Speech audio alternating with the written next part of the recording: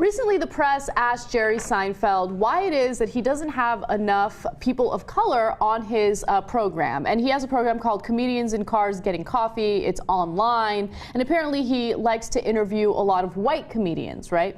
So he answered back to that criticism and said the following.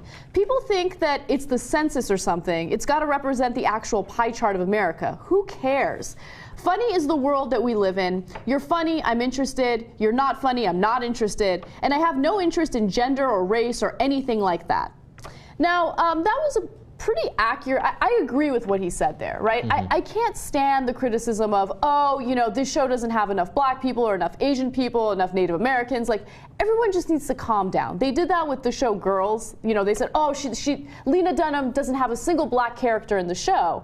And then in the second season, she had a black character in the show. And people were like, would you look at that token black person on the show? So for my purposes, I know that all shows do this kind of informally. You know, Anna, you know, you were making the point off air. You know, when we do a panel, hey, maybe we should get a woman on there. So, yeah, I get that. I get that. But counting how many white men are on and not on, it's not for me. I don't like it at all, to be honest. Sam's Club CEO Rosalind Brewer is facing criticisms of being racist because she calls for more diversity in her partnerships. Now, recently, she was speaking to the press, CNN's Poppy Harlow to be specific, and she said the following. Every now and then, you have to nudge your partners, and you have to speak up and speak out, and I try to use my platform for that. I try to mentor many women inside my company and outside the company because I think it's important. Just today, we met with the supplier, and the entire other side of the table was all Caucasian males. That was interesting. I decided not to talk about it directly with the supplier's folks in the room because there were actually no female levels down, so I'm going to place a call to him.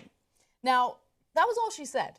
She just wants more diversity. She's looking at these partners and she's realizing, hey, you know, how about some women, maybe, you know, minorities, just something other than white men. She said it's not racist to ask for diversity. Oftentimes it's the opposite of racist. No, but this is the amazing thing. So the people who are calling her racist are obviously Caucasian males. It's incredible because these are the people who have been in charge, in power since the beginning of time, and they act like they're the victims because someone's calling for more women in a company. I mean, think about that. Like, you haven't had to deal with much discrimination or any discrimination as a white male. You're fucking a white male! Yeah!